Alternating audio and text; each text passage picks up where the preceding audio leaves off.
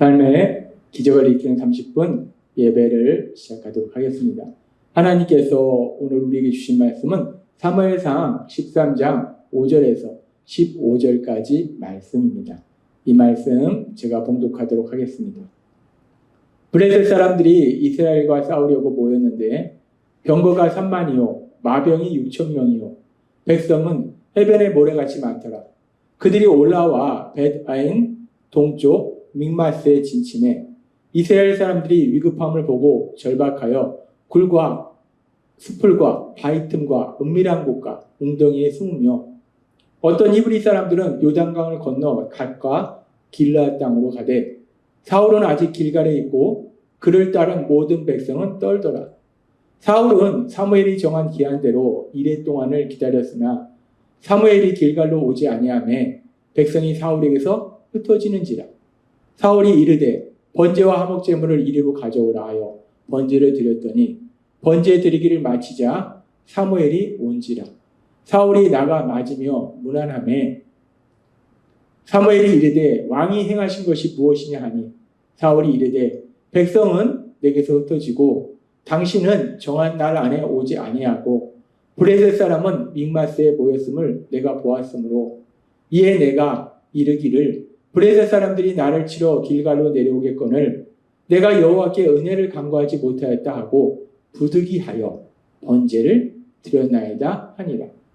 사무엘이 사울에게 이르되 왕이 망령되이 행하였도다. 왕의 하나님 여호와께서 왕에게 내리신 명령을 지키지 아니하였도다. 그리하였더라면 여호와께서 이스라엘 위에 왕의 나라를 영원히 세우셨을 것이거늘 지금은 왕의 나라가 길지 못할 것이라.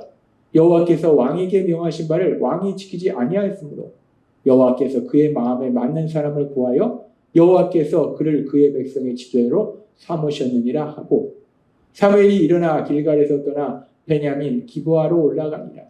사울이 자기와 함께한 백성의 수를 세어보니 600명 가량이라. 아멘.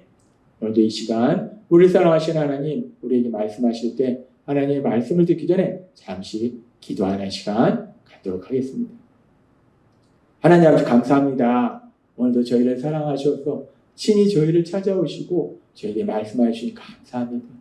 하나님 아버지 오늘도 저희의 영의 길을 열어주셔서 하나님이 주신 그 말씀들이 들려지게 하시고 그 말씀들이 믿어지게 하셔서 우리가 이 땅 살아갈 때 믿음으로 승리의 삶을 살아가는 저희가 될 수 있도록 은혜 베풀어 주옵소서. 예수님의 이름으로 감사하며 기도드리옵나이다. 아멘. 하나님께서 사울을 이스라엘 왕으로 세우시고 이제 사울이 이스라엘 왕이 된 지 2년째 되던 해에 사울의 아들 요나단이 블레셋 군대의 수비대를 공격합니다. 그리고 이 일로 인해서 블레셋이 이제 이스라엘을 공격해요. 그랬을 때 블레셋이 이스라엘을 공격할 때에 이스라엘 백성들의 반응에 대해서 사무엘상 13장 6절과 7절은 이렇게 말씀합니다. 이스라엘 사람들이 위급함을 보고 절박하여 굴과 숲풀과 바위 틈과 은밀한 곳과 웅덩이에 숨으며 어떤 히브리 사람들은 요단을 건너 갓과 길르앗 땅으로 가되 사울은 아직 길갈에 있고 그를 따른 모든 백성은 떨더라. 블레셋이 엄청난 군사를 이끌고 이스라엘을 공격했을 때에 그 사실을 알게 된 이스라엘 백성들은 두려워 떨고 있어요. 그래서 굴에 숨고 숲속에 들어가 숨고 바위 틈에 숨고 은밀한 모든 곳 웅덩이에 다 여기저기 그냥 다 숨는 거예요. 무서우니까 숨는 거예요. 그리고 어떤 사람들은 아예 피난을 갑니다. 그래서 요단강을 건너서 갓과 길르앗 땅으로 피난을 가버려요. 그리고 사울과 함께 있던 백성들, 군사들은 두려워요. 떨고 있어요. 이렇게 블레셋이 이스라엘을 공격했을 때 이스라엘 모든 사람들이 두려워합니다. 공포 속에 있어요. 그렇게 두려워하고 그 상황 속에서 이제 사울이 하나님께 제사를 드리고 전쟁을 해야 되는데 사무엘이 7일 안에 온다고 분명히 약속했는데 하나님께서 사무엘을 통해서 7일 안에 사무엘이 와서 제사를 드릴 거라고 말씀하셨는데 사무엘이 7일이 다 됐는데도 사울에게 오지를 않는 거예요. 그리고 지금 사울의 군사들은 계속해서 두려움에서 이제 한 명씩 도망가는 거예요. 그렇게 군사는 한 명씩 도망가서 군사의 숫자는 줄어들고 사무엘은 7일이 다 됐는데 오지 않고, 그러니까 이 사무엘이 드려야 될 그 제사, 하나님께서 사무엘을 통해서 제사를 드린다고 말씀하셨는데, 그런데 사울이 다급하니까 자기가 그 제사를 드립니다. 그래서 사무엘상 13장 12절은 이렇게 말씀합니다. 이에 내가 이르기를 블레셋 사람들이 나를 치러 길갈로 내려오겠거늘 내가 여호와께 은혜를 간구하지 못하였다 하고 부득이하여 번제를 드렸나이다. 그렇게 사울이 하나님께 번제를 드렸을 때, 제사를 드렸을 때, 제사를 마치자 사무엘이 드디어 사울에게 왔어요. 그러면서 사울이 사무엘에게 변명하는 거예요.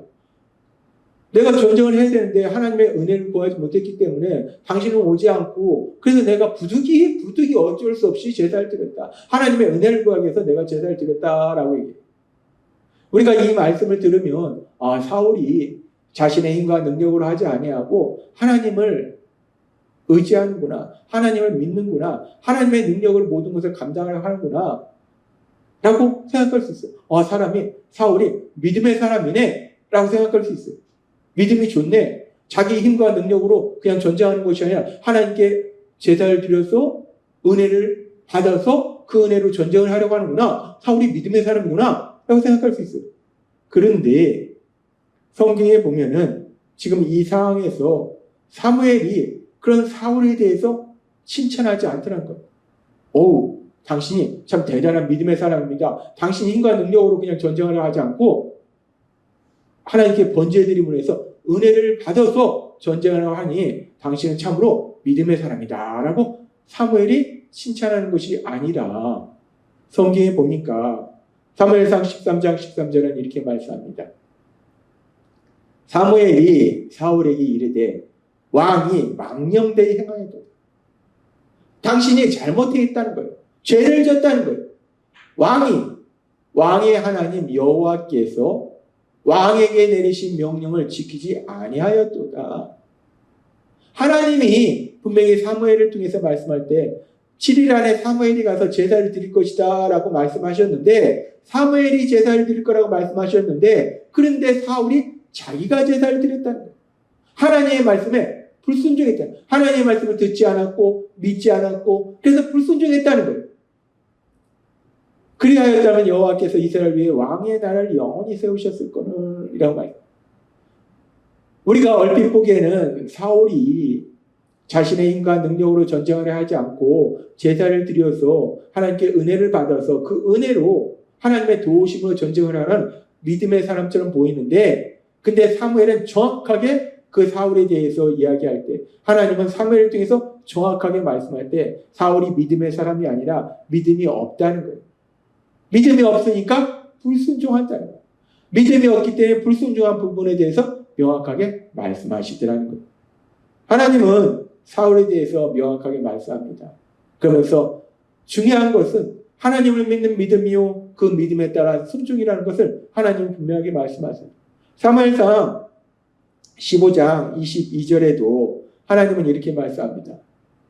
사무엘이 가로되 여호와께서 번제와 다른 제사를 그 목소리 순종하는 것을 좋아하신 같이 좋아하시겠나이까. 순종이 제사보다 낫고 듣는 것이 수양의 기름보다 나으니 라고 말씀합니다. 순종이 제사보다 낫고, 하나님의 말씀을 믿고 하나님의 말씀을 듣고 믿고 그 말씀에 순종하는 것이 가장 중요하다. 그런데 지금 사울은 하나님의 말씀을 믿지 않았어요. 그러니까 순종하지 않더라는 거예요. 우리는 오늘 말씀을 통해서 사울이, 하나님이 선택했던 그 이스라엘 초대왕이었던 사울이 하나님의 말씀을 온전히 믿지 못하고 있음을 알 수 있어요. 창세기에 아담과 하와가 하나님의 말씀에 불순종한 것은 우리가 볼 때는 하나님 말씀에 불순종하는 죄를 졌다라고 생각할 수 있는데, 그 불순종 이전에 그들의 마음속에는 하나님의 말씀을 믿는 믿음, 그 믿음이 없었던 거예요. 하나님 말씀을 못 믿었던 거예요. 안 믿었던 거예요. 먹으면 반드시 죽으리라는 말씀을 믿었다면 선악과를 먹지 않았는데 그 말씀을 믿지 않으니까 불순종하더라. 마찬가지로 지금 사울도 하나님의 말씀을 믿지 않으니까, 하나님을 믿지 않으니까 하나님의 말씀에 순종하지 않고 불순종하는 이런 죄를 범하더라는 거예요.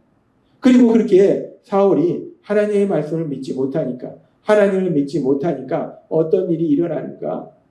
사울이 지금 자신들의 눈에는 그 엄청난 군사를 가진 블레셋 군사, 그 블레셋 군사를 보고 또 자신의 군사들은 한 명 한 명 도망가는 현실을 보고, 그러니까 사울이 무엇을 보는가? 자신의 눈에 보이는, 육체의 눈에 보이는 그 현실, 그 상황을 보더라는 거예요. 근데 사울이 봐야 될 것은 육체의 눈에 보이는 그 상황을 보는 것이 아니라 자신을 이스라엘 왕으로 세우신 전능하신 능력의 하나님, 그 하나님을 바라봐야 되는데 그 하나님을 바라보지 못하고 자신의 눈에 보이는 상황들을 보니까 사울이 이렇게 지금 하지 말아야 될 행동을 하더라는 거예요. 그런데 이렇게 사울의 모습처럼 하나님을 믿지 못함으로 해서, 믿음이 연약함으로 해서 자신의 눈에 보이는, 육체의 눈에 보이는 상황을 보고 하나님을 보지 못하는 이런 일들이 우리 인간은 연약하기 때문에 수없이 일어난다는 거예요. 이런 일들은 또 우리가 어디에서 볼 수 있는가?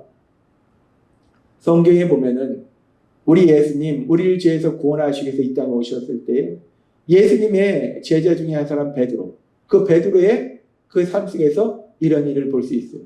어느 날 제자들이 갈릴리 바다를 건너고 있을 때 예수님께서 물 위를 걸어오세요. 제자들이 귀신이다라고 두려워했을 때 예수님이 내니 두려워하지 말라 말씀하시고, 베드로가 예수님께서 물 위를 걸어오시는 것을 보면서 그 마음속에 나도 예수님처럼 물 위를 걸어봤으면 좋겠네? 라는 생각이 들어서 예수님께 말씀드려요. 예수님, 저도 물 위를 걷게 해주세요. 라고 베드로가 얘기해요. 마태복음 14장 28절에서 29절은 이렇게 말씀합니다. 베드로가 대답하여 이르되 주여, 만일 주님이시거든 나를 명하사 물 위로 오라 하소서. 예수님이시면 저도 물 위를 거둘 수 있도록 역사해 주세요. 도와주세요. 명령해 주세요. 라고 예수님께 말씀드려요. 그러니까 예수님이 오라 하시니, 그 얘기는 뭐야? 물 위를 걸어라 라고 말씀하는 거예요. 그렇게 예수님이 오라 하시니, 물 위를 걸어라 라고 말씀하시니 베드로가 배에서 내려 물 위로 걸어서 예수께로 가되. 사람이 물 위를 걸어갈 수 있는 건 불가능해요. 불가능한데, 근데 하나님이신 예수님이 능력으로 역사하시니까, 말씀하시니까 베드로가 그 말씀을 믿으니까 그 물 위로 내려가니까 베드로가 물 위를 걷는 놀라운 역사가 일어나더라고요. 베드로가 믿으니까 놀라운 역사가 일어나더라고요. 믿음으로 우리 예수님을 보니까 놀라운 역사가 일어나더라고요. 그런데 그렇게 믿으니까 놀라운 역사를 체험하던 베드로가 계속되는 말씀인 마태복음 14장 30절은 이렇게 말씀합니다. 바람을 보고 무서워 빠져가는지라 소리질러 이르되 주여 나를 구원하소서. 하나님이신 예수님의 말씀을 믿으니까 믿음으로 놀라운 기적을 체험하던 베드로가, 그런데 그 상황이 바람이 불고 파도가 치고 엄청나게 파도가 치고 바다가 들추렁인다. 베드로가 이제 바람을 보고 무서워 빠져드는 거예요. 엄청난 바람을 해서 출렁이는 바다를 보는 거예요. 자신의 육체의 눈에 보이는 현실을 보는 거예요. 그 상황을 보는 거예요. 그러니까 그 현실을 보니까, 그 상황을 보니까 베드로의 마음속에 두려움이 임하고, 그러니까 물속에 빠져들어가는 그런 일이 일어나더라는 거예요. 그래서 우리 예수님은 말씀합니다. 마태복음 14장 31절부터 32절 말씀. 예수께서 즉시 손을 내밀어 그를 붙잡으시며 이르시되 믿음이 작은 자여 왜 의심하였느냐? 믿음이 작은 자여 왜 의심하였느냐? 지금 베드로의 모습이나 이스라엘 초대왕이었던 사울의 모습이나 하나님의 말씀을 믿지 못하니까, 하나님을 믿지 못하니까 자신의 육체의 눈에 보이는 상황을 본다는 거예요. 그 상황을 인해 두려워한다는 거예요. 하나님의 말씀을 믿을 때 전능하신 능력의 하나님, 그 하나님을 바라보면 되는데 그 능력의 하나님을 바라보지 못하고 상황을 바라보더라는 거예요. 그런데 이런 모습은 사울이나 베드로의 삶 속에는 일어나는 것이 아니라 우리의 삶 속에서도 여전히 일어날 수 있다는 거예요. 그래서 하나님은 다시 한번 우리에게 말씀하신 거예요. 우리가 세상을 살아갈 때 무엇을 보며 살아갈 것이냐?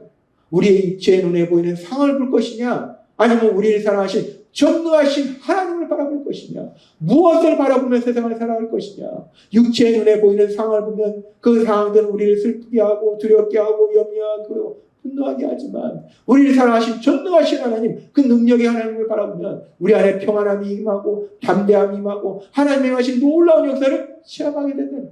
하나님은 오늘 우리에게 말씀하신 것, 세상을 살아갈 때 무엇을 볼 것이냐, 우리 육체의 눈에 보이는 상황을 볼 것이냐, 우리를 사랑하신 전능하신 능력의 하나님을 볼 것이냐. 오늘 주신 말씀처럼 우리 안에 계신 성령님의 인도하심과 도우심으로 우리의 육체의 눈에 보이는 상황을 보는 것이 아니라 우리를 사랑하신 하나님, 그 하나님을 바라보고 하나님의 말씀 믿음으로 인해서 하나님의 하신 놀라운 역사를 체험하시는 여러분이 되시길 주님의 이름으로 축원합니다. 기도하겠습니다. 하나님 아버지 감사합니다. 오늘도 주신 말씀처럼 우리가 세상을 살아갈 때 무엇을 보고 살아갈 것인가, 육체의 눈에 보이는 상황을 볼 것인가, 우리를 사랑하신 전능하신 하나님을 바라볼 것인가, 다시 한번 우리가 기억할 수 있도록 은혜 베풀어 주시니 감사합니다. 예수님의 이름으로 감사하며 기도드리옵나이다. 아멘. 이 시간 우리를 사랑하신 하나님, 하나님 주신 말씀을 묵상하면서 조용히 기도하는 시간 갖도록 하겠습니다.